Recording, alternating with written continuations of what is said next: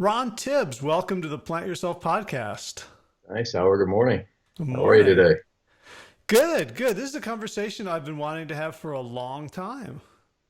Yeah, we always Uh, found some reason to put it off for a while. yeah, Family and life. yeah. But luckily, you have not been hidden from the public. You've been featured on Forks Over Knives, and Yeah, pretty humbled by that. yeah, and also I was watching a little bit of your interview with Jason Cohen for Big Change the Film. Yeah, great So, guy. so it's always a mistake when I watch my guests being interviewed by someone else, and I'm like, now what are we going to talk about? I'll just send that one's such a good interview. I'll just send people there, and we're done. Um, but there are kind of places I want to go with you. So Okay. let's just maybe start by telling your story. Just the cliff notes, so we have a jumping off point. Well, I guess early mid '60s kid, born in '64, small town in southern Ohio, modest town, probably about 70,000 population, I guess. Uh, can, Typical can you kid. can you name the town? Yeah, Middletown, Middletown. Ohio, Okay, because I Southwest know Ohio. Yeah, Ohioans will all want to know, like, what town. yeah. It's between Cincinnati and Dayton, which unfortunately makes me a lifelong Cincinnati Bengals fan, and that's just something you can't get rid of. So I carry that burden with me everywhere I go. Oh, well, I remember Uh, they had a good year in '87. well, we had a couple of good years where we made the Super Bowl, but the 49ers, Joe Montana was not pleasant. So Yeah, I think it was yeah, maybe '88. I watched those. It was a great game. mhm. Um, I can't remember who won, but I remember one team was leading like 30-0 at halftime, and the other team won. Yeah, I think that was probably one of our losses there. Okay. We gave one away, and we certainly deserved to lose both of them, but it was ugly. So. All right. Well, I, I That's not have a I way I have a want to start this no. conversation. Well, I have a friend who's a Cleveland Brown fan, so Ohio football tragedy is Yeah, not an it's unfamiliar topic. no. All right, so Middletown. Yeah, Middletown, Ohio, was just kind of a blue collar town. We had a big steel mill there, Armco Steel, and some paper companies, paper factories. So that was, those were the bones of the city. And so you grew up being a kid, running around barefoot, playing football in the parking lots, and climbing trees, and doing all those silly things, and just the typical Midwestern life. And being in that town, it was, I felt stifled. I think I was lucky enough to be able to travel when I was younger. I was 12 and 13, and I was able to leave the country and go to Panama, the Panama Canal Zone, to visit family who happened to be stationed down there. And I think that kind of sparked something in me that said, hey, there's more to life. There's more to the world. So as I got older, I was sort of starting to feel claustrophobic being there. And I joined the Marines right out of high school and was really good and got to travel. And Wait, you joined the Marines right out of high school. well, Does yeah, a few months after I graduated, and so, I mean, part of the reason I'm so interested to have this conversation with you is you mentioned like this is going to be your therapy session. It might be mine as well, because to foreshadow, you also have been a cop, and like those two professions, military and police, like I have a lot of baggage around. Right? Like I grew up in my father was a labor organizer, based, right of anarchist, okay, and he'd fought in World War II, so he was a vet, but he didn't have much love for the military, then yeah. or later. So you mentioned you'd gone down to Panama to visit family who were in the service. Were you from like a military family? Was this considered like an honorable, obvious thing to do? No, my grandmother, my mother's mother, her brother was in World War II. He was in the Navy, and my uncle was in the National Guard during Vietnam. I guess that was his ticket out. So those are the only other two people that were in the military in our family. This was a civilian posting with the FAA. My uncle was an electrician, Uh-huh. an engineer, and he worked for the Federal Aviation Administration. And he was sent down to Panama to work in a communications group down there I to see. oversee. And now that was the official title given Panama in the 70s in its strategic location. who knows what he was really doing. It was a small group of guys that But and their right. families that lived there. So it was communications. That's all we knew. So it could have been a total cover for something. I have no idea. I don't Right. want to get into that one with it. So. Right. We're gonna communicate very clearly with these weapons of incendiary power. So, Exactly. but free, like, were your folks like happy or shocked? Was this like, where did the decision come from? Yeah, it was actually I joined without my mother knowing. I kind of grew up in a single family home. My mother and the man she was married to when I was born, they divorced when I was probably about two, I guess 2.5. And I met him again when I was 13, which Mm. is another part of the story that kind of started my professional life of alcoholism and or alcohol abuse in the wrong time. So we can get into that a little bit later. But so yeah, again, politics was probably something we shared. My mother was very active in the political scene of the ERA, the women's rights movements. I was, you know, commonly found with her at events and on marches, and so and I'm grateful for that upbringing. Is that I was sort of raised maybe a little differently than some of the people I went to school with, and I was very open-minded. I was very accepting of people. So the things that are going on in the world today are very painful and very disturbing for me. So, how Mm. people can be that way. So when she learned that I did join the Marine Corps, she was pretty floored. She wasn't necessarily anti-military, but she clearly had other things she would have probably preferred that I do with my life. And I think it was maybe a little rebellion, trying to just to get out of there and to get the opportunity to travel and sort of just be something that I wasn't. It was sort of a calling. I just felt comfortable with the idea of being of service. And now that I Mhm. see where I am in life, it's certainly something that I feel more grounded in, is if I'm doing something where I'm in service to others. I just Mm. feel, I don't know, I just feel better about it all. It's Were like it you has like, more meaning. were you a tough kid, like scrappy, No, getting into no. fights, standing up for yourself? Well, I was wiry. I was a little kid. I Uh-huh. graduated high school. I think I was 5'10", weighed about 135 pounds. So yeah, I was a skinny little kid. I had more hair than I had body, I think.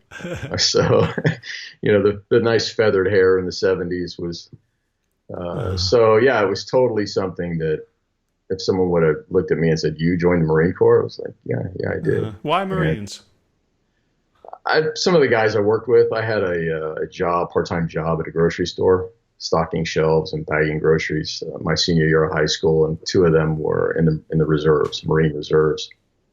So just to hear them talk about it and the stories, Mhm. and I got this sense of camaraderie and this kinship that they felt in their boot camp stories for whatever reason just kind of intrigued me. Mm. I was like the idea of going into boot camp for 13 weeks and being beaten and kicked and just humiliated and treated like a total slug just appealed to me for some reason. I don't know. And now we have WellStart. Exactly. We should add another week. Make it more marine like. Give it a first week of hell week. This is what's going to happen. You're going to stop eating cheese. You're going to stop drinking milk. No more meat. Carrots only. Yeah. So, I like that. I like having a hell week. yeah, exactly. So what was the Marines like? Did it live up to your expectations? It was boot camp is what it was. I went to Paris Island, which we call the real boot camp. South Carolina, Sanfleas in the spring and summer. So it was difficult. I'm not going to say it was a cakewalk, but it certainly wasn't what I expected it to be. It was easier than I expected it to be. But I think part of that was mindset. I sort of had I knew what to expect, so maybe I had built it up to be much Mm. more than it was. And the attitude was changing a little bit in the early 80s at that point about conduct and the treatment of recruits. I think there were some stories that had gotten out about abuse and some serious injuries and even deaths. So the Mm. commanders, of course, were paying a little more attention to that. So So every, maybe I got in on the tail end of all the rough stuff and kind of breezed through. So everybody wasn't being Lou Gossett Jr. no, well, yeah, it was sort of like that, but So it was a nice experience. I grew a lot, both emotionally and mentally, and physically. Of course, I put on a lot of weight and had a little bit of a growth spurt. So when I graduated, I was still thin as a rail, but I felt that I was much more fit and a little more self assured than I had been. And that just comes with the pride of knowing that you accomplished what very few people have been able to accomplish, and that's to earn that eagle globe and anchor. And so having that really helped, I think, move me forward with So a lot in then, life. what did you do in the Marines? I was a military policeman, Mm-hmm. and I had some secondary jobs. I was also a marksmanship instructor. I taught rifle and pistol and combat shotgun, um, things on our combat training range for our military police training, and had done some secondary FBI sniper training through a course when I was stationed at Camp Pendleton, and did some competitive rifle and pistol shooting in division, intramural and division matches. So I had a lot of little things going on, and Wow. deployed a lot too. Uh-huh. I had field operations. Now you have two different jobs. When you're a military policeman, you can be stationed at base where you do like regular city police work, street patrols and responding to calls. Then you also have the combat side, or the war games, as we say, side of military police work, where you deal with route reconnaissance and convoy escorts. You can do POW camps and processing. One of the units I was attached to during the Desert Storm, the Gulf War, we did advanced airfield security. So we provided security for smaller airfields, like for the AH-1 Whiskey attack, Cobra helicopters. So we were camp security and convoy escorts and route reconnaissance and things for that purpose. So I got to travel a lot. I was on an aircraft carrier for 10 months. I was assigned to the Master at Arms office, which is the Navy's equivalent of military police. I was a command investigator for about 10 months on the Coral Sea and the Med, and got to see a lot of countries over there. So it was a really great experience. Yeah, sounds like it. So when how long were you in the Marines? 9 years. And it was actually, it was funny you mentioned your father. He was a World War II vet and didn't really have a lot of love for the military. And I think depending on your job and how long you're in, and I find that some of the guys that I was stationed with, they still really have a lot of love for the Marine Corps. And I don't dislike it. I dislike the way the military is being used now. It's not a defensive organization. Right. Our Department of Right. Defense is more offensive, and that's what bothers me with it. But I think once you are put in a situation like with Desert Shield, Desert Storm, you kind of have, it's a big eye opener. It's all you want to do. You train, oh, gung ho, hoorah, let's go. Let's go to war. We got to, this is what we trained for our whole lives. Let's go put ourselves to the test. And when you get into that environment, then it's like, what the hell am I doing here? Really? And it was kind of a joke, to be honest. The unit I was attached to, we were in country the first 2 weeks before we had ammunition for everybody for our rifles. So we could spend an hour talking about the fiasco of my experience there, Well, just to say that you gain a new perspective on things, and you say, okay, this really isn't what I thought it was supposed to be. I don't feel the way I thought I was going to feel, and it was that yeah. See, time that forced me or made me look at, okay, I really don't want to do this anymore, which is why I decided to leave the Marines. See, I really, the people I know who have been warriors in, in the classical sense of the word, in terms of making themselves as good and strong as possible and defending those who cannot defend themselves and being willing to go into harm's way for an ideal and developing a band of kinship with the others, like no one left behind, and that like those people really inspire me. And the same time, like what I remember from my father is eventually he became a member of the board of governors of Rutgers University, and he was the instigator and the sole vote in a resolution to ban ROTC. Wow. Because he felt that the pursuit of an education required questioning, free thinking, and that ROTC was basically indoctrinating obedience, and he felt they were incompatible. And so I'm curious, like you, this kid of an ERA toting mom, I remember that from like the late '70s. Like, what do we want? ERA. When do we want it now? And all Exactly. the ridicule and abuse that came to these uppity women, Yeah. right?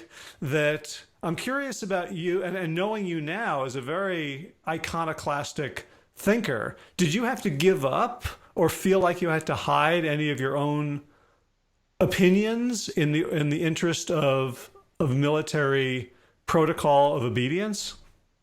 No. And boot camp was really good for that. I mean, that's what those 13 weeks were for, was to remove all of that, to remove as much of that free thinking and as much of that self-awareness that you might have in making you feel and think and breathe mission, whatever that mission is. And when you think about it, as a leader or commander in time of war, you have to be able to give an order and expect that is going to be taken care of. It's going to be obeyed immediately, instantly, without question. And, it's funny because I still remember a lot of those classes and a lot of those teachings and, the word discipline and what that means. And all of our general orders, those things that you learn when you're 18, 19 years old, they're still here. I'm 55 years old. So that's how deeply ingrained that stuff becomes. It wasn't until I got a little bit older and then experienced some of that.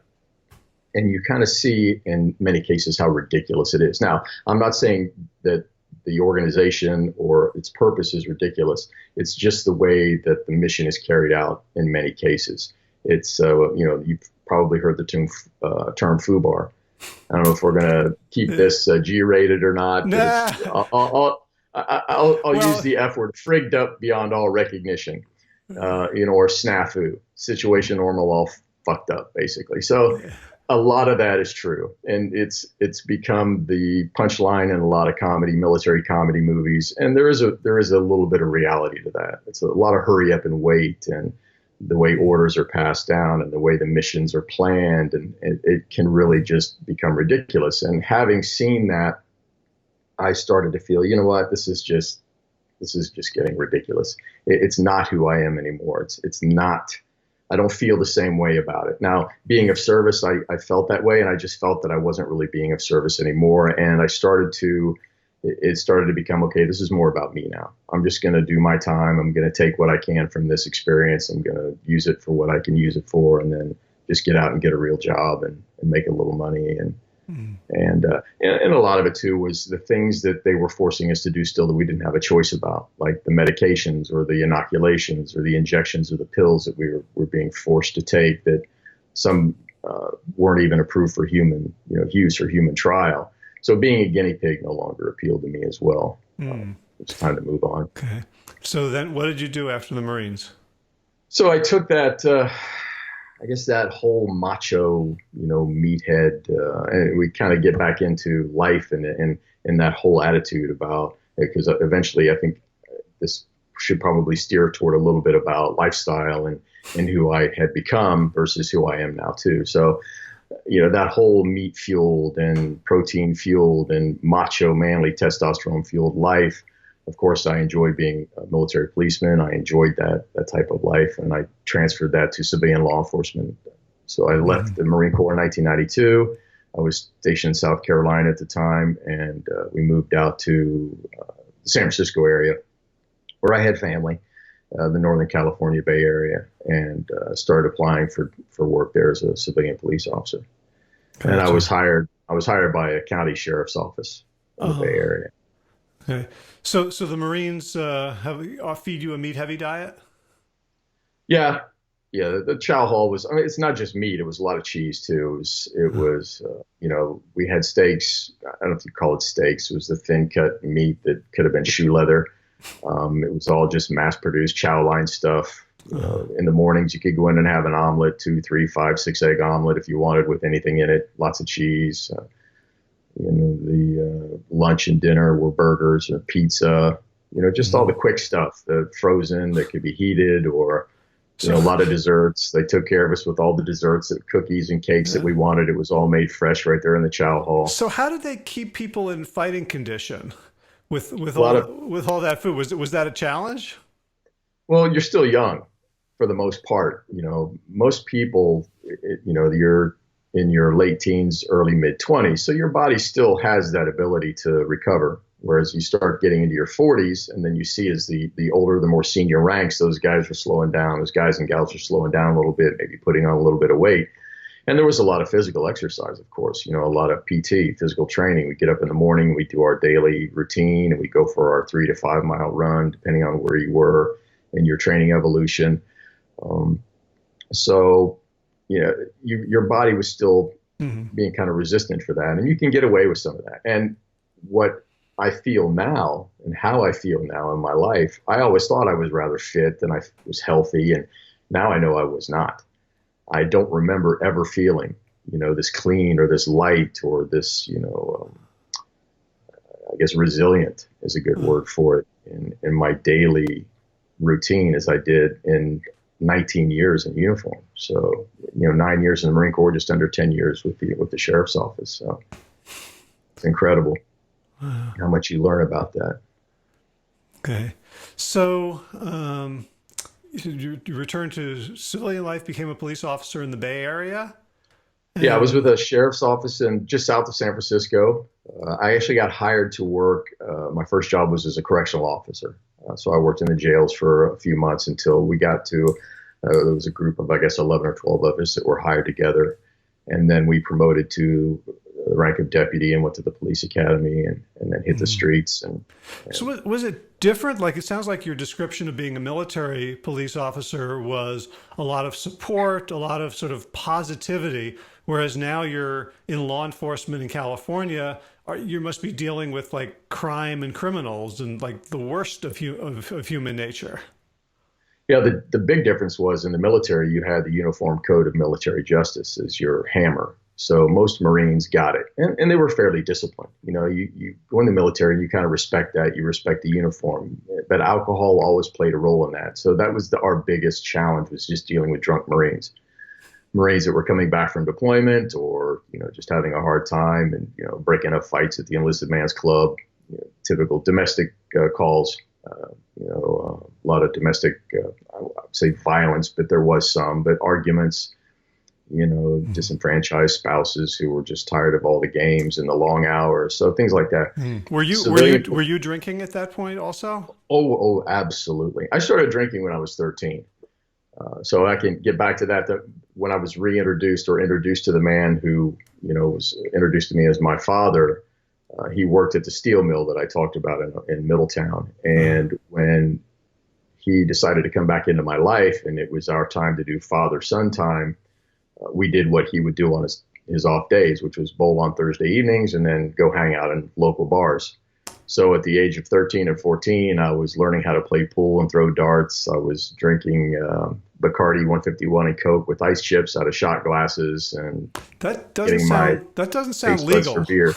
No, it was not legal, but it was fun. Yeah, So okay. here I am, a young man, and a teenager, not a young man even. I was still a child in these bars, smoke-filled bars, listening to 70s jukebox music and learning how to play pool. I even had my own pool cue when I was 15, and I had my own nickname in the community. So Wow. they called me Middletown Little.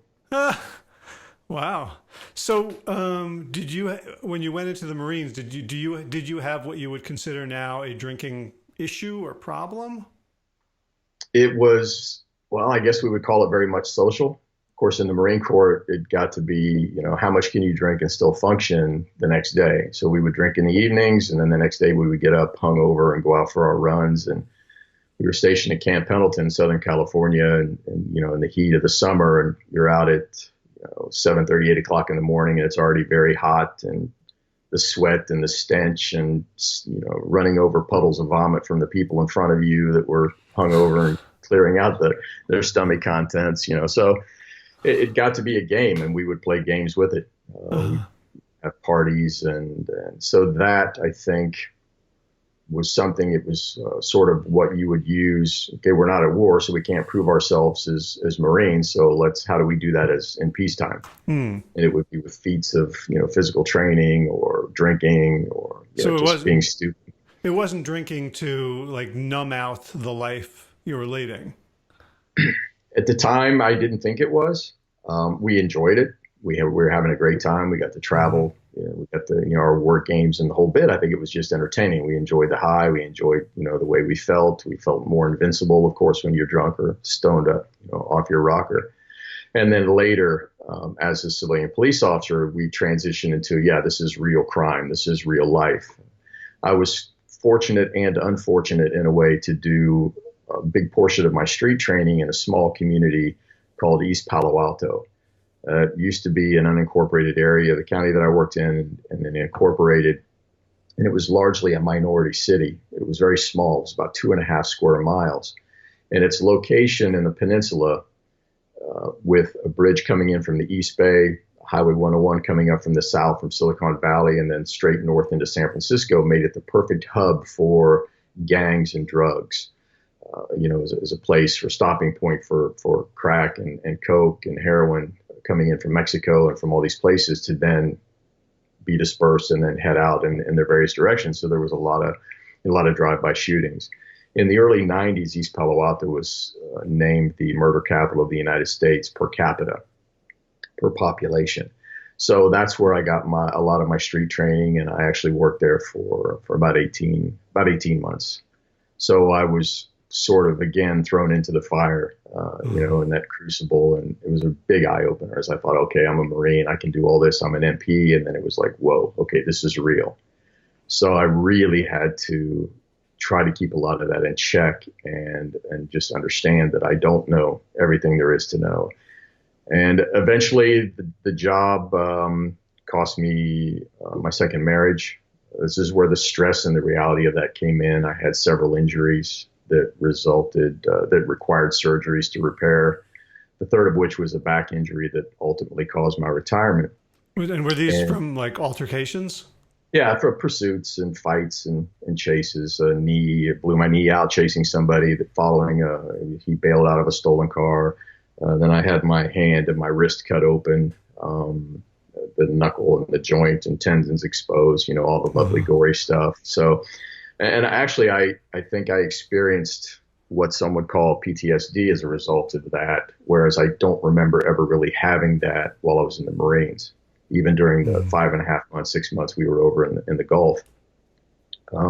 So dealing with the stress, and you say, okay, this thin blue line, there's this brotherhood and this camaraderie. That may be true in a lot of police departments, but I found that in the department that I was with, the office I was with, that locker room was a really hostile place. There were a lot of politics involved. There was a lot of backstabbing, and you didn't want to be what we would call the goat of the week. If you screwed up, then everybody liked to talk about it. And you were sort of like ostracized a little bit. It took a while for you to get back in everybody's good graces. And of course I had my screw ups, and I took my turn at on the calendar as goat of the week. I think a lot of that too was people feeling that, hey, it wasn't me this time. So let's go, vent on the person that it was. So that sounds kind of totally opposite to a Marine culture. Yeah. In which we're all in this together, and we're going to cover for each other. Absolutely. And we had solo units. We didn't have a partner in the car with us. We were solo beat units. So I don't know if that fed into that a little bit. You're out there on your own. Of course, you had beat partners. You had other cars that were worked the same areas that you worked. So you would go to calls together and back one another up. But in the locker room and kind of behind the scenes, it got a little nitpicky. It got a little So bringing all of that on and the added stress of the job and the reality. And of course, this is also early 90s. So we're talking post OJ, we're talking the Rodney King and all the white police officers working in these largely minority based communities. We were all Mark Furman. So, it was really tough for me, having grown up the way I did and being, accepting of everybody, regardless of gender. And back then, of course, we didn't identify multiple genders, or it wasn't as open and public it is today. But race, certainly, religion, all of those things to me were like, okay, it's just normal. We're just people. Let's just, do what we have to do, and, let's have a community in a neighborhood. So being thrust into that, and the reality of like, okay, this is something I didn't expect, was really tough. And bringing all of that on, the trauma, the injuries, and then of course, once my back injury occurred, I was on light duty. I would go back to work, hurt it again, go back on light duty. So that reality of me maybe not being able to be a police officer anymore started to sink in. And of course, the pain with the nerve damage in the back, I had a doctor who was very liberal with the prescription pad, and not that he was doing anything illegal, but I learned very quickly how to use the system to build my own cocktails to numb myself. So I didn't drink while I was on duty. I certainly took advantage of my off days and my off hours. And then while I was on duty, the prescription pills were in play. And clearly, I'm surprised I'm not in jail, or I didn't kill somebody. There were times when I was barely able to stay awake behind the wheel of a patrol car, working midnight shift way up in the north part of the county all by myself. And yeah, I certainly shouldn't have been on duty, let alone, driving a car. I don't know, should I be talking about this stuff? But yeah, so the alcohol, the drinking from my teenage years then turned into the games and the fun and building that partnership and that family and the brotherhood in the Marine Corps then became my medication and my, I guess, the numbing that I needed to get through, daily life, and then the crumbling of my marriage. And so, yeah, it kind of all came to a head in I guess, the late 90s. Yeah, late 90s, all of this really started to get heavy, and I had to face my retirement. What am I going to do? This is who I am. This wearing a badge was my reality. It's who I'd always been as an adult, and I didn't know what I was going to do afterwards. Okay, and this in like 2000, you were 36. Mm-hmm. So is this a normal age to retire? No, typically not. No, it was a medical disability retirement. Because of the back, I could no longer, do the job that was required of me. If doctor told me, look, if you hurt yourself again, and you get in one of these fights again, or if I have to operate on you, then we're going to have to fuse your back. And I didn't want that. They'd already taken out part of one of my discs. So I did everything I could to get to stay on the job. It just wasn't working. So having to face that, then it was like, what am I going to do? Mm-hmm. So it's like, okay, well, now I'm a failure at this as well. What comes next? And you saw yourself as a failure because you couldn't keep doing it. Yeah, it wasn't that you didn't feel like a failure based on your performance, but on your inability to keep doing it. My performance did suffer quite a bit the last year and a half, couple of years. Of course, I was back and forth between light duty and street work. So, but yeah, in my last, I guess, I would say my last 6 months on patrol, I was really, really in bad shape. I would go to calls, like cold calls, thefts, or, somebody broke into my car, that type of thing, embezzlement, I think a couple. And I would draw case numbers to do reports, but then I just didn't have the mental clarity, because of the combinations of pills that I was taking to just focus and get the report done. So there was at one point, I think I'd received some notices from our records department, like, hey, you've got like 5 outstanding reports that haven't been turned in yet. Why don't you get these done? So finally, my supervisors, it's hard to believe that nobody knew. That's another thing is, I did work around some raging alcoholics as civilian police officers, and they would come into work from the night before still reeking, and just, it seemed, I don't know how these people are functioning. I mean, this would have put us to shame as Marines, some of these guys. Some of the guys that are not some, but there were a few probably that were using illegal substances, narcotics. One was for use of methamphetamine. So this is a reality. I wasn't the only one, of course. We find our ways to medicate. We find our ways to deal with this. And also, I was using food as well. Burger King was my first stop and last stop, typically every day, in my car, the drive-through. So, right. And so at this point, I imagine you're gaining weight because you don't have the Marine exercises, and you're physically unable to move like you were.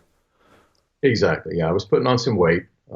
certainly much more than I had ever carried. I was, over 200 pounds, probably a 205, I think was about my average, is about what I carried.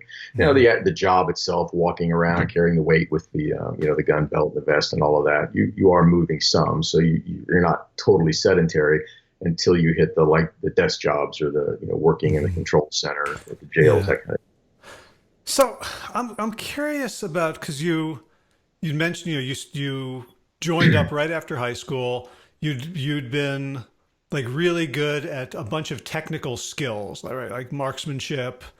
Did you think, and then as a policeman, your identity was around your ability to move and like be physically active. Did you think of yourself as smart, or you were just like, I have a body that can accomplish things, and when that's going, there's nothing to fall back on? Yeah, I felt I had some intelligence. Now, book smarts, am I the most intelligent guy in the room? No, but I had a lot of what I would think would be street smarts, just common sense, or if it were common, I guess everybody would have it. So normal sense or good sense. And that served me well. And I was able to listen and learn and pick things up. I was very science-based, evidence-based. So it was very easy for me to look at something and figure it out, or yes, that makes sense, or read. I really started to enjoy reading, and would read a lot of things, the technical or law, or about the Constitution, and keep up on those things. So that came very easy to me. And for some reason that just didn't really strike me as, okay, well, let's just use your brain. You can't be a cop anymore. So what else can you do? And instead of going that direction, I just lost all faith in who I was. I was completely lost. And then the drinking really picked up. I got to that place at rock bottom where I would wake up in places I don't remember going to, not remembering how I got there, with receipts in my pockets for cash withdrawals in the hundreds of dollars, card games, at poker houses and, things like that. So it was at that point that I said, okay, look, this isn't serving anybody. It's not serving me. And that's when I decided that I needed to stop drinking. So what year was this? This was in November of '99. I want to say around the 20th of November. Okay. And at that point, did you have like friends or community or family around? Because I'm just hearing like so much soloness in terms of like driving alone, and your marriage fell apart. Not really. A couple of people that I talked to, would stay in touch with. Family. My younger sister is actually who I turned to. She was living in the Bay Area at the time, and at this point, my marriage was pretty much over. It was just being, the paperwork had to be finalized. I was also dealing with some really severe depression, suicidal depression, which came to a head also after I'd stopped drinking. Of course, I didn't have that medication. I wasn't numbing myself to avoid all of the things that I was fearing in my future, and the frustration from, not feeling like I wasn't being taken care of by the department that I was retiring from. A lot of self-loathing, a lot of why me, kind of, and I would put this, but there's a reality to that, and I don't want to try to belittle that, that level of depression. There are some real things there that are going on that make us look at it in a way of, this is happening to me. Why is this happening to me? Instead of looking at it and saying, okay, I am still in control. Yeah. I was nowhere near the ability to recognize that. Yeah, I ended up in the hospital for the suicidal depression to be evaluated for all of that. So it's not good when you're a police officer and you're facing these depressed feelings and you still have your gun. It's not a good recipe for longevity. It sounds a little nihilistic. Yeah. So in a way, the retirement was, at the time I felt was the worst thing that could have ever happened to me. And looking back, it was the best thing that ever happened to me. It took me out of that environment that was destroying me emotionally, that had ruined those personal aspects of my life, that had ruined my ability to function in a society of others who were not police officers.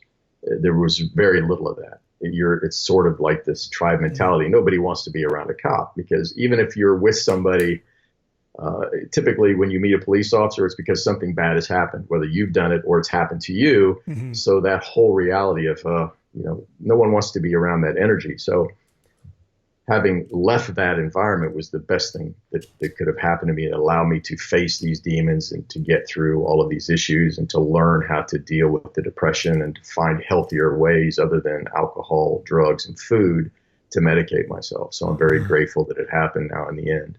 Mm. So I know, fast forward, I know that it was like 2012 or 2013 when you made your health journey. So what was in those intervening 12 years between 1999 and when you sort of hit rock bottom health wise? Yeah, so I got rid of the alcohol, and a little bit later, I managed to get to stop abusing the prescription pad. I found ways to manipulate and alleviate the pain. I had a doctor through Kaiser, my psychiatrist, who finally, after a couple of weeks, 2.5 weeks or so of listening to me whine and just break down in these sobbing panic attacks in her office, I guess just saying the same things over and over. One day she just set down her pencil, took her glasses off, and she just looked at me and said, "So what?" It's like, I just looked at her. I was like, "Excuse me?" She said, "So what?" And I was like, okay, well, this is a new approach. Aren't you supposed to be my advocate here? You're supposed to be, taking care of me and telling me that the world's going to be okay. And she's like, look, can you change any of this? What do you have control over? And those two words, "so what," were so profound to me. And that was the major turning point for me to get back to where I was emotionally and just to start enjoying life again. It was that she was right. So what? Who cares? Stop crying about it and fix it. If you can change it, change it. If you can't, then it's done. The only reason it's still bothering you is because you choose not to forget about it. You choose to dwell in this moment.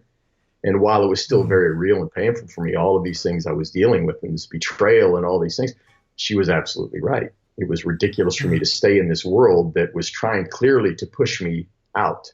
It was trying to force me away, and I didn't want to let go. So when I finally got to that point, it was like, revelation. So then it became, all right, I don't need to drink anymore. I've been, sober for it's been, I guess, 20 years this year. Yeah.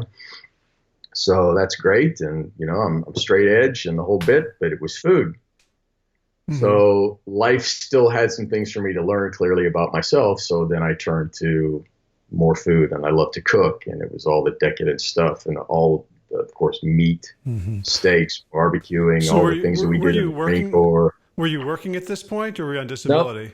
Nope. I took my retirement, and I was able to function. I'm able to function. I eventually became an athlete. It's just as long as I use good body mechanics, I'm not out there burning up the track or anything, but I have my physical health, which I'm very grateful for. But I just chose to kind of just be a slug and just enjoy my retirement. I adjusted my life to fit within the means of my income. And then it was in 2004, my 40th birthday, I topped out. I was, I guess, technically obese by height and weight. 1 month later, I took a life insurance physical and failed it. And which, of course, was the last thing you expect to happen. You get a call from your insurance agent who said, hey, Ron, we're not going to approve your life insurance, and you should probably go see a doctor.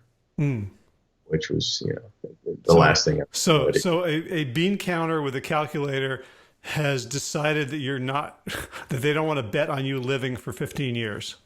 That was it. So I thought, okay, well, what's the deal? I said, well, because of patient confidentiality, they couldn't really give me a lot of details. And if I had to guess, I'd say there's something wrong with your liver.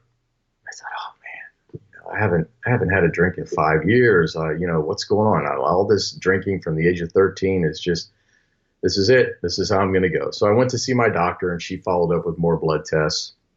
And then she sent me to the regional cancer center for more testing. I thought, oh, this isn't good. So 3 weeks of testing and liver biopsy and lung tests and blood tests. And I was a lab rat for a while.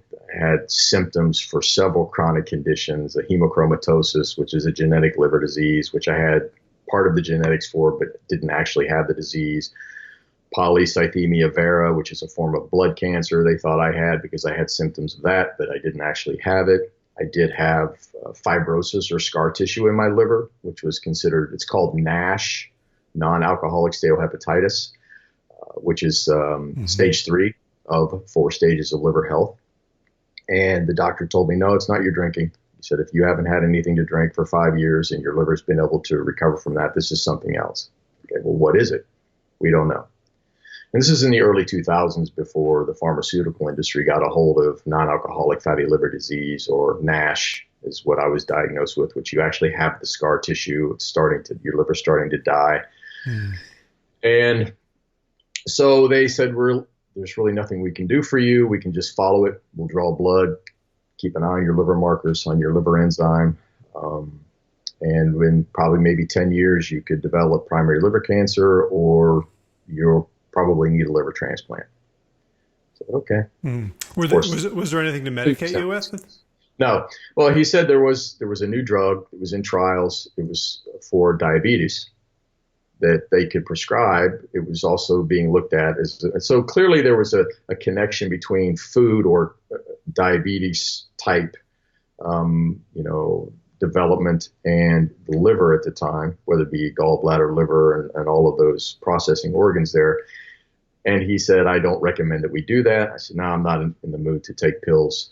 I had been diagnosed with hypertension, while I was a police officer, and prescribed a couple of meds for that, and stopped taking them after about 6 months because I didn't like the way I felt. So I wasn't a big pro pharma guy at the time. So yeah, so about that time frame, I actually in 2006 I had moved to Thailand. I just wanted to travel again. I got that bug, so I was living on a small island in the Gulf of Thailand down south, living in a little bungalow in the secondary rainforest, scuba diving. I'd spent 3-4 days a week on the boat. My diet had changed, and I'd lost a lot of weight. I was feeling better, but I didn't make the connection. Your diet changed because you were in Thailand and you were eating more traditional foods. Yeah. Now I wasn't a vegan, and I still had pizza every now and then, but I was eating a lot more fruit for breakfast. I was eating, fewer eggs, almost 0 egg. So yeah, fruits and smoothies for breakfast, and then for lunches they had these baked potatoes they called jacket potatoes with like a chili sauce on it that had maybe a little bit of minced pork. So certainly my meat sizes, where the plate would be, the slab of meat with a couple of small sides, it was flipped. So I had lost some weight in the 5.5 months I was there, but I didn't make the connection. Okay, I'm swimming, I'm a little more active than I was, I'm just, enjoying life. Left there, moved to Sweden. When I connected with Jeanette, my wife, after having not been in contact with her for many years, and once I got to Sweden, then it was right back into what I was eating before, a lot of meat. And she was a complete dairy hound. The Swedes they just love their dairy. They love their heavy. She was your ex-wife at that point? No. This is another story too. I met her in 1989 when I was in the Marines. Okay. And I was in the Mediterranean on an aircraft carrier. She was working on Mallorca, which is an island off the coast of Barcelona, Spain. She was a hostess in a club, greeting people at the door. We were there as a port of call for our ship. We were a bunch of us in uniform. So you just met and developed a relationship. And, yeah, we talked for like 4 days. We were in port. She was working, so it was just like, hey, how you doing? What's your name? Okay, can we come in? Sure, let's dance. We exchanged a few written letters while I was on the ship, and then that was it. We were done. She found me on the internet, 17 years later, in late 2005, and so that was when I was getting ready to move to Thailand.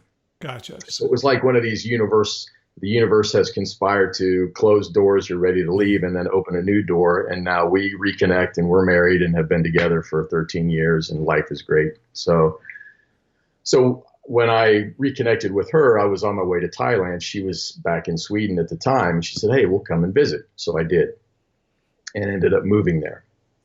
So the healthier food that I was eating, the more fit that I'd become again, the weight that I had lost slowly then from 2006 to 2012, put it all back on and then some.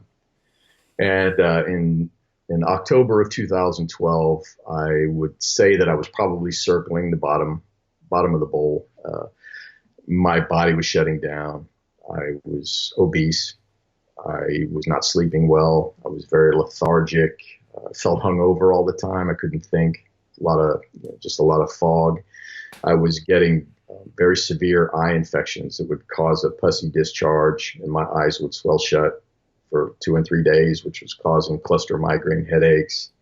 I had really severe red rashes under my arms. I would probably maybe compare to diaper rash, just like this. So this is the fulfillment of that liver prophecy. Yeah, exactly. So this is where my body now is shutting down. And the only thing I'd been able to do over those years was to have a physical once a year and say, yes, your liver enzymes are still high. Yes, your ferritin is still high. Yes, your red blood cell count is still way too high. Yes, your lungs are screwed. They only work at 85% capacity. You're not getting enough oxygen in your body. So all of these things were still there, and those numbers were slowly climbing. And I had not had a physical in Thailand, so I don't know if those numbers had dropped with my weight, but if I had to guess, I would say yes, they probably did. And the doctors in Sweden, of course, it was the same story. There's really nothing we can do for you. We don't understand what's going on. And I thought, well, I've been through a lot in my life. 9 years in the Marine Corps, almost 10 years as a cop, 6 months in Desert Storm and streets of East Palo Alto, and I am not going to check out on a farm in the country in Sweden like this. So Google was my friend, and I didn't have any expectation. I didn't know what I was looking for. I didn't know what to expect. I had no mission other than to, how can I fix my liver? How can I stay alive? And forks over knives. So what do you remember what you typed in the search bar? Like, I can't. I think it was healing your liver. How can I heal my liver? Or I don't know if I was subconsciously making the connection between food. Now my wife and I talked about, I needed to lose weight clearly, and she had put on a little bit of weight since our wedding too. And she'll be the first to admit that. She hadn't gained nearly the weight that I had. So I think maybe there was a component in that as well. And part of that search was looking for ways to lose weight or get healthy but forks over knives popped up. I think I ignored it maybe the first or second time I saw it, looking for other things. And then when I finally started to read the synopsis, and this is on Netflix, we got to watch this. And we watched it together, and I was like, okay, this is ridiculous. I was blown away. But now, as I recall, there's nothing in Forks Over Knives specifically about liver, right? So Absolutely not. So I didn't know that, okay, is this going to work for me? It just made sense. And having that scientific background, having that ability to listen to information. And then I took that first viewing and the people that we saw, Rip Esselstyn and Doctors Esselstyn and T. Colin Campbell and all of the people that you've worked with for all these years and the books that you've helped them write. And okay, I need to find out who these people are. Are they legitimate? Are these quacks? What is this? And the deeper I got into that and finding their YouTube videos and their TED Talks and all of their books and their publications, it just made sense. So for the next 3 weeks or so, I just dove into this. It became my full-time job. I said, okay, is this legit? Is this complete crap? We watched Forks Over Knives again, and then we found Joe Cross, Fat, Sick, and Nearly Dead, and watched his, juicing. Yeah, we got to do that. That sounds great, So what it all came down to is we said, okay, this seems legit. If this is going to work, then this is what we need to try. If it works, great. If not, then we'll find something else. So we decided to overnight. So that October, I gutted the kitchen. We emptied our pantry. We got rid of everything that was processed and refined, no more animal products. Went to the farmers markets in the market, and that was it. We haven't looked back. And within 9 weeks, it was, I think, 9.5 weeks. It was that following, I guess it was late December, early January. I had a scheduled physical already. And I went to that physical having been 100% plant-based, very clean for that time. And all of those biomarkers in my blood that showed that I was unhealthy were all in the normal to low normal range. How long did it take you from when you made that clean break with the old way of eating? Did you know in your body that things were improving? What did you notice? I was miserable for the first week. Probably 10 days, I just felt like crap. And I don't know if that's because I just had all of this fat that I was cramming into my body finally being able to hit my bloodstream and leave. People say a detox. I don't know. Your body detoxes every day, as I understand it. So I don't know what it was. And my taste buds were changing. So did you look upon that as evidence of that it was working or that it wasn't? I didn't have any thought really either way. I just thought, okay, even for me, as poorly as I had felt, as bad as I was feeling in the condition I was in, to then say, man, I don't feel well. This is like weird. I didn't know what to think about it, good or bad, but I was committed to it. I wanted to see what was going to happen. And having read stories from other people who had shared their transitions and had talked about it, I remember there were several accounts of, you're going to feel like crap for a little while, stick with it, be patient. And then one day I woke up and it was like, I felt rested. I guess this was a couple weeks in, maybe. I woke up, I was like, wow, okay, I have a clear head this morning. This is incredible. I don't remember feeling this way for such a long time. Mm. And in 5.5 months, I had dumped 65 pounds. I had all this energy that I never remember having as an adult. Even as a young adult in the Marine Corps, when you think you've got all this energy, you still have the recovery issues. You still have of course I was drinking a lot. So there was a lot of hangover at play there. I think if I had probably been a little less accustomed to the beer bottle, I would have felt better. But having now this new profound reality, it's like, this is incredible. This is just, okay, this is a good start. I don't want to get too excited about this. I've had things come back and be a big disappointment. And it just never changed. It continued to get better. The weight loss, the weight melted off. This is the winter time now in Sweden. So there was no exercise. There was no out running. And it was just walking the dog a couple times a day, for 15 minutes. And it was just incredible, the shift and the mental shift. I felt so much better about, of course, you're healthier, so you feel better about life. But it allowed me to just have a clearer head and to just see, okay, you know what? This is information that everybody needs to hear. So that euphoria over that first month and a half, then the weight loss, and after that 5-6 months, I got very angry. Kind of turned. Okay, why didn't my doctors know this? Why did I have to get to the point that I had over those 8-9 years of misery? This roller coaster of weight loss, weight gain, and not feeling good about it. And during that time, you were doing all the right things, right? You stopped doing all the things that were obviously hurting you: the alcohol, the pills, all the self-abuse. You were a poster child for like a healthy Western person, eating Western. Completely straight edge, cut out caffeine. It was just incredible. And here I am now. I paid my dues in life. Why are you doing this to me now? And it was the food. All the things that I had been doing with the alcohol and the pills, I was doing with the food. Not that I was really running from, I was very happy. Life was good. I was retired. I was living on a farm in southern Sweden, the beautiful countryside. So emotionally and in the things that I had in life were all there. It was all perfect now. And then the health. But it was the eating, the foods I was eating and the quantities to which I was throwing them down my throat. That was just normal. That was just the way we all ate. Yeah. So it was. So what did you do with your outrage? Yeah, I was very angry. I thought, okay, this is something that everybody needs. So immediately I started shouting from my little soapbox, from my little rooftop, at my family to start with and my close circle. And they all looked at me like, yeah, okay, great for you. I'm happy you lost the weight. Leave me alone. I enjoy my pork chops. I enjoy my, my holiday roasts every day kind of thing. So I just do research. I took the course with the T. Colin Campbell's course through Cornell University for the plant-based certificate in plant-based nutrition, and just started finding smaller groups on Facebook, reaching out to people. Forks Over Knives contacted me, their editor, and asked if I'd be willing, because I posted on a couple of comments, I guess, and shared a little bit about my story. They contacted me and wanted to know if they could do a write-up. I said, absolutely. If my story can help even one person, that's great. So then I started to feel this calling again, like I felt when I was interested in becoming a Marine or becoming a police officer. It was like, okay, this is a way for me to serve again. So this, I feel comfortable with the idea of putting myself out there and being there for other people. If it's just one person, a small group of people.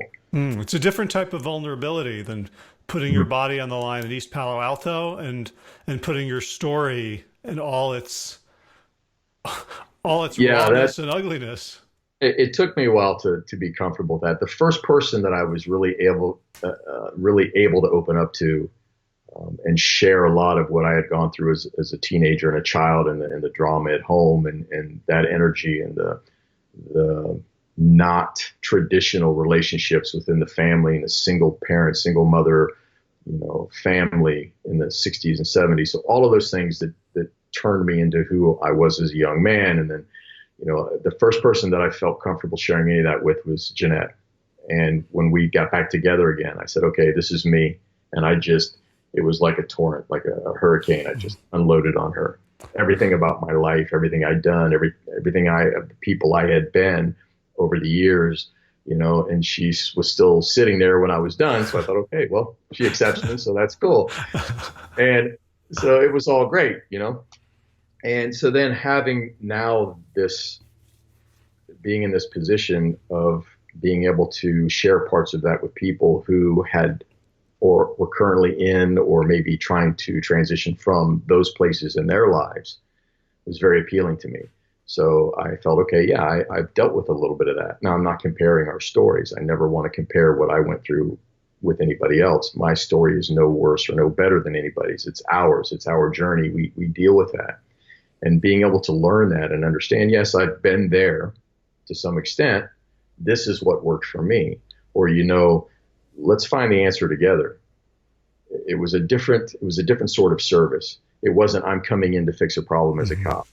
You get the call, you arrive, you adjust everybody's attitude, whatever that means, whether it's verbal judo, whether it's physically, you have to adjust attitude, and then you leave. This was now much more interpersonal, which I find is much more gratifying. To have that, you fix it and you think it's all fixed, and then you drive away and you're leaving these crushed and broken, people and their lives behind you. And you think, oh, that was great. I just saved the day, but they're still in turmoil. They're still crying. They're still broken and feeling abused and violated. Now being in this position of walking people through and holding their hand and being there in that way, it's just so much better. So yeah, can we talk about your coaching and your coaching career? Of course, of course, I have a little self-serving thought in there early, and so we ended up moving to Spain. So from there, of course, working with people in Europe who really have zero interest for the most part in being healthy or changing their lifestyle, I was able to connect with some people on the internet. One woman in particular who contacted me after seeing my Forks Over Knives write-up about the NASH, my hepatitis, liver disease. She said, "Hey, it's awesome that you're better. You're the first person I've seen, who's actually healed their liver." She was on a liver transplant list, and she had been suffering from NASH much longer than I had. She was much more,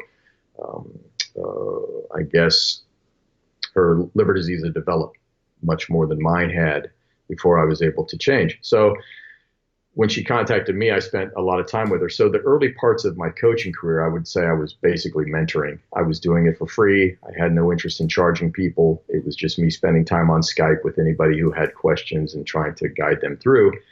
And she, long story short, ended up coming off the liver transplant list because of her connection with me and me really trying to emphasize the importance of going 100% plant-based, because she was familiar with Forks Over Knives and was kind of dabbling around the edges, playing around with, okay, let me have a little bit more of this in my diet and a little bit less of this.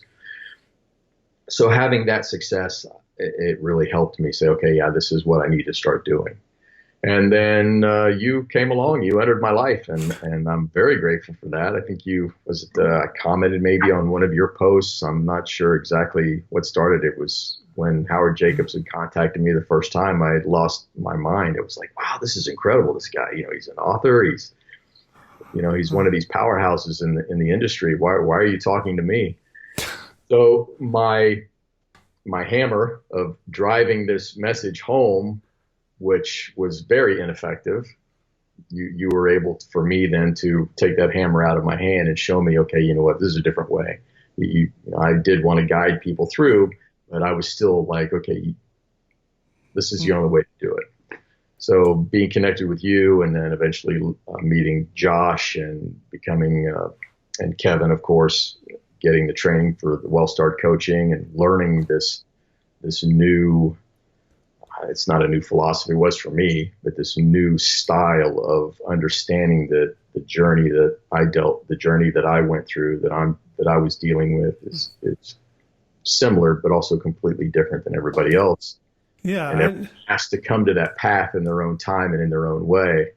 Right. And now you're one of our core WellStart Health coaches. Oh. And it's so great working with you on a daily basis. And something that occurred to me during this conversation is like the thing that you bring fairly uniquely is a combination of all that stuff about, understanding and empathizing and holding people where they're at, and a healthy dose of so what. That's what I think. I go back to that and I think of that every day. I start to feel sorry for myself. And as you know, we're dealing with some family illness now. My mother has cancer, so I've been really immersed in that. And it's been very difficult for me. I've had to put my life on hold again.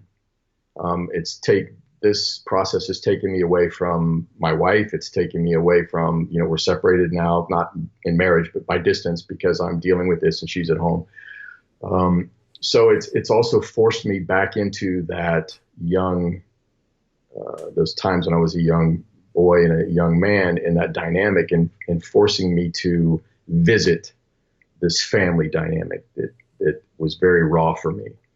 And having that so what mentality, even knowing how it works, it's been very hard for me to deal with that. So, and with WellStart and all the things I'm dealing with. So having that, it's been very good for me to say, okay, I'm changing what can be changed. I'm helping family get through this time. And this has been another healing process I've been going through. So for me to, we talked about this before. I think you and Josh and I talked about how I was just the kind of guy, when I decide to do something, I just do it. If it's important enough, I'm going to do it. I do it for as long as I want to. And when I'm bored, I don't do it anymore. So for me, having that severe health issue, that, okay, I'm facing death, this makes sense, do it. I was trying to force that on other people. Look, you just have to do this. So what people say about you, I don't know what they're going to say to me at work if I don't, eat what they bring in for me to eat, or if I have to go out to dinner and they laugh at me because I'm ordering, steamed vegetable sides. So what? What's more important? So that is where you have been so instrumental in this growth for me in this process. And I'm very grateful for that, is that I can't be that person to everybody. It doesn't work for everybody. Some people eventually get there when they have all the tools and they're still not using them. You and Josh and Olivia and everybody, we've given them all the tools they need in their kit, and they still aren't quite using them. Then maybe a little dose of so what, or a little bit of Josh in there, just really laying it on the line, is perfect. And I appreciate that. Right. And you get to say it when you've lived it. Like as a philosophy, don't feel sorry for yourself is an easy thing to say. And it's a very simple, obvious thing. Like, don't try to change the things you can't change. And yet only by wrestling with it, by getting down in the mud for a long time, do we earn the right at certain times to recognize when that person is you in the psychiatrist's office, ready to hear it. Yeah. And that there's a fine line there. There really is. And it's something that you can't be very liberal with, of course.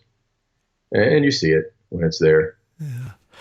Yeah. So I'd like to end on a very self-serving note, which is like, I think you were a great coach when I met you. You had tremendous skills, you had great communication ability. You have all these technical skills in photography and cooking and lots of things to help people.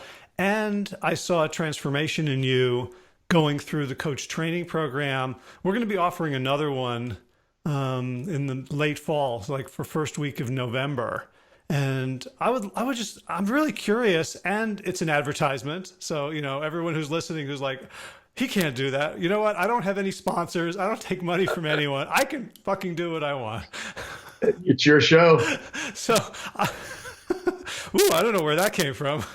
I've been listening to too much Springsteen. Yeah, thanks for the recommendation on that book, by the way. I haven't gotten through nearly as much as I want to, but it's a great listen so far. Yeah. So, another skinny Jersey boy grows up and wants to be hard ass. But anyway, what I would love is for you to talk about like what you got out of the coach training, like how it was useful. Because I don't ask that often. I have a sense, but I'd love to hear from you. And I'd love for people who are thinking of becoming coaches, or who are coaches and would like to become better, or who are health professionals and would like a coaching, toolkit to help their patients. Sure, yeah, I'd love to.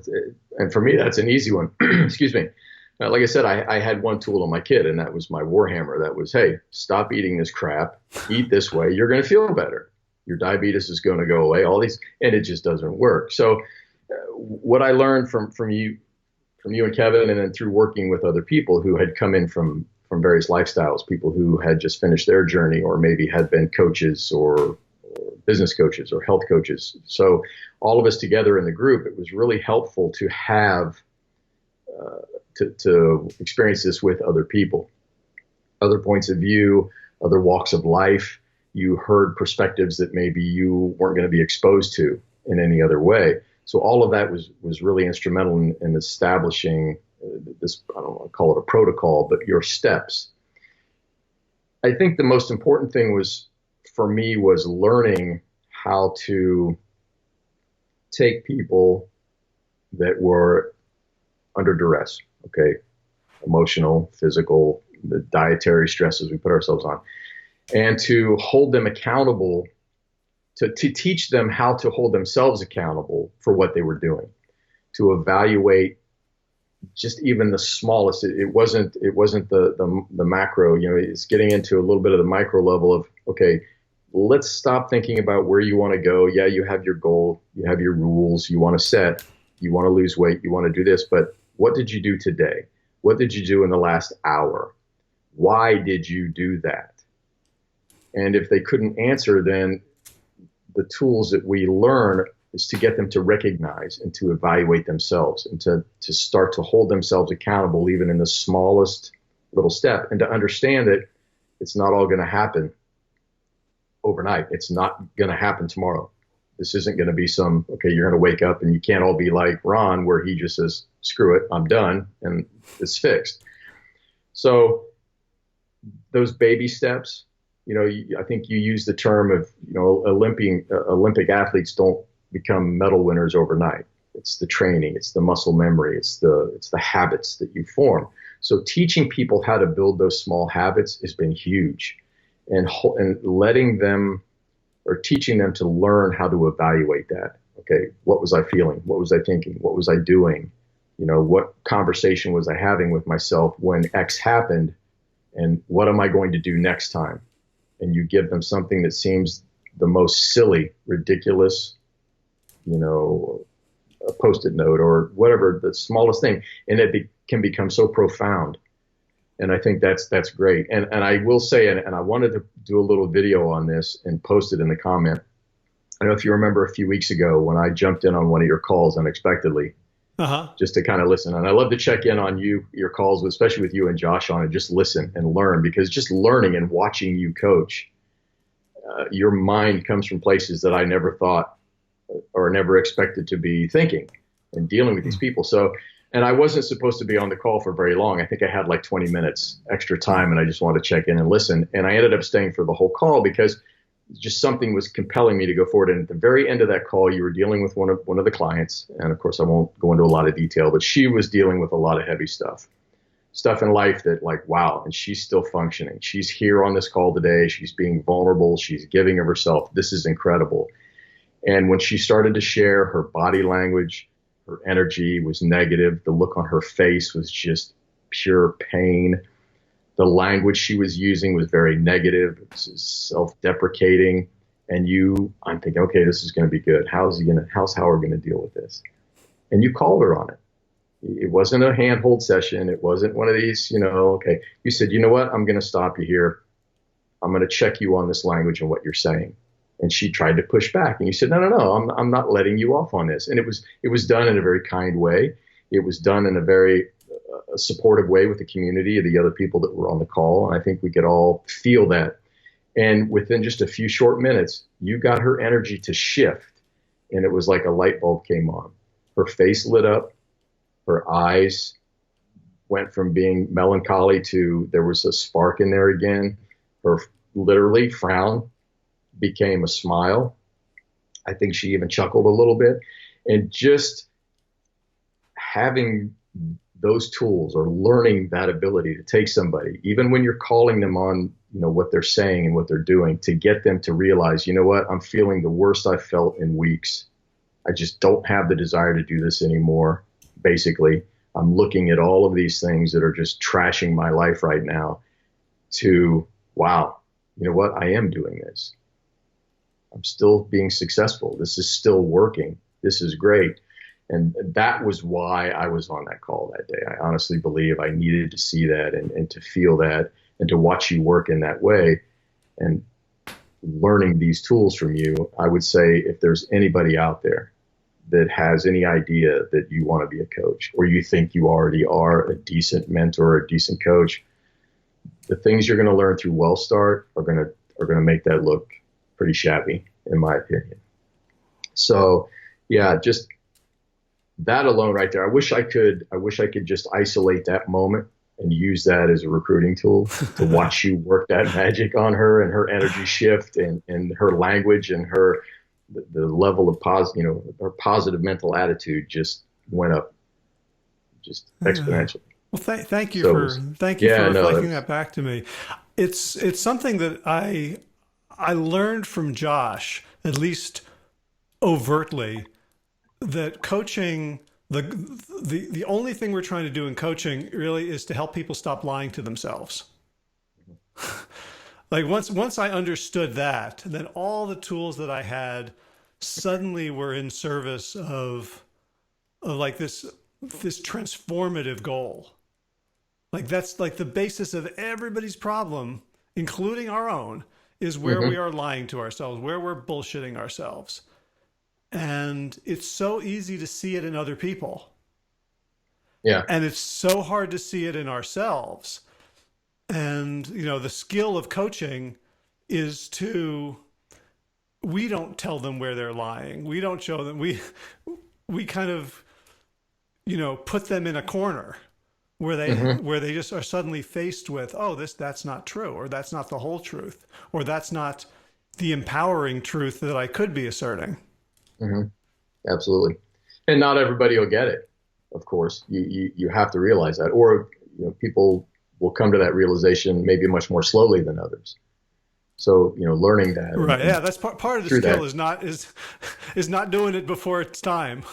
Exactly. Yeah, we're not all the same. We're not on the same mold, clearly. So, and me also, another thing too for me is through this training has been able to, and while I'm very happy in my life and things are going wonderfully well for me compared to, many people or compared to things I dealt with in the past, it's life. It has its ups and downs. It's not all, rose gardens. It's not all, hey, I'm this euphoric life. It's real. Even for we coaches, it's still very real. So, like you say, where am I lying to myself right now?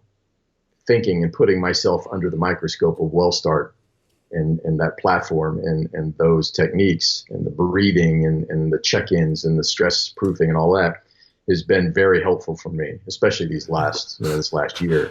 Yeah, well, that's So the dirty secret of coaching is that we're doing yeah, it for ourselves. doing it for ourselves. Absolutely. It's like, I checked in with you the other day. It was just nothing more like, you know what? I need a dose of Howard. I just need to see that face, those eyes, and just listen to his voice and, tell me everything's going to be okay. So yeah, so it's all good. That's funny. Yeah, I love I think my favorite coaching time is like weeks 2 through 5 in WellStart, where because at first the first couple of weeks people are like making their plans, they're saying what they're going to do, and the most frequent theme I see through that is, we'll ask them like, well, what could get in the way? And they're like, well, if everything goes great, I'm confident, but if my boss does this, or if there's extra work, or if one of the kids is homesick, like people, and we're all this way, right? At some point, like if that happens, then all bets are off. And to see at Hmm. weeks 2 through 5, people realize that no bet has to be off. Yeah. That there are, if you make it a non-negotiable, then most of life's hard knocks are not going to knock you down, or if they do, you get right back up. Hmm. And I love seeing people come to understand that around their health behaviors, because they already understand it around their work and Yeah, around exactly. taking care of other people. They're like, oh well, it's a bad day at work today, so I'm not going to feed the kids tomorrow, or I'm Exactly. just going to give them Pop-Tarts and Coke. Like, no, Yeah. Yeah. like to see And people. that, Yeah, go yeah, ahead. that reality is, and when you turn, we can use that on that. It's like, okay, well, yeah, you weren't happy at work or this happened, so you're not going to go to work tomorrow then, right? Well, I have to. Well, no, you don't. You don't have to. Well, yeah, I've got.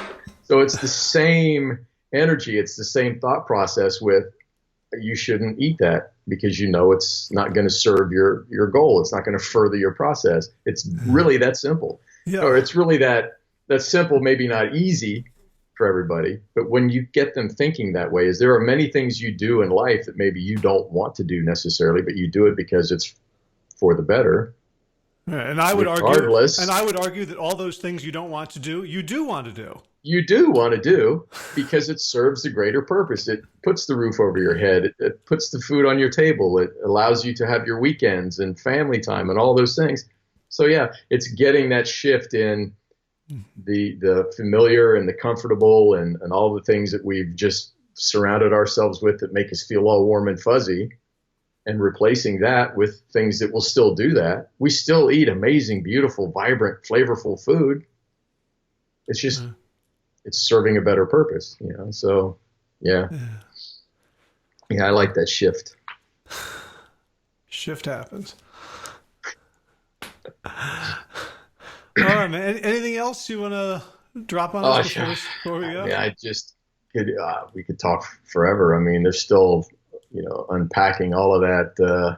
Yeah, we haven't even gotten to most of your family drama, but I think we're going to leave that No, for another day. that's another day. I mean, it's just life. It's like everybody has their family drama. I consider it like, oh, why am I going through all this? But everybody has it. Everybody has illness. Everybody has family. So no, I think it in the meat of all of this is that I kind of grew up like a lot of people. I was Midwestern. I ate the things that we ate. I had the mentality, the same mindset that most people do, and just getting through life, navigating all of all of that trauma, emotional and physical trauma that we all deal with, is just coming to a place where you understand that. So what?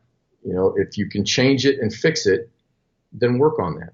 If you can't, and your life is not in immediate peril, or someone you love is not, like, death is still on the table, you need to remove that. Then if it doesn't serve you, if it's a person, a place, or a thing, then move away from that. It's really that simple.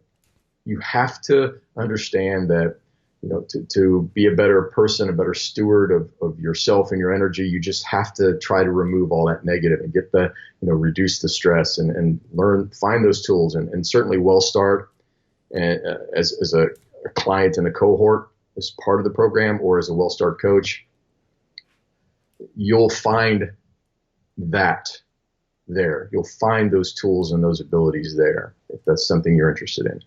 And I would just suggest that to anybody. Just have your so what moment. If it doesn't serve you, then move on. And then concentrate on the things that do serve you. And I think everybody can just experience a much better life.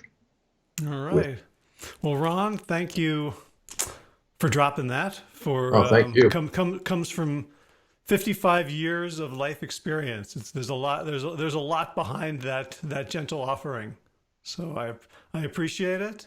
I'm so honored to be in your life and to be working with you on a daily basis at WellStart. And Very humbling. And I know this story is going to touch a lot more people. So thank I you. hope so. And they can find me through WellStart. They can find me on Facebook. If you have questions, reach out. If I don't know the answer, we'll help you find the answer. I'm surrounded by a wonderful group of people, and together I know if you've got trauma or things that need to be fixed, we can help you with that. So thank you so much for the time. I really appreciate it. All right, man. Take care. I'll talk to you later. All right, sir. Enjoy your weekend. You too.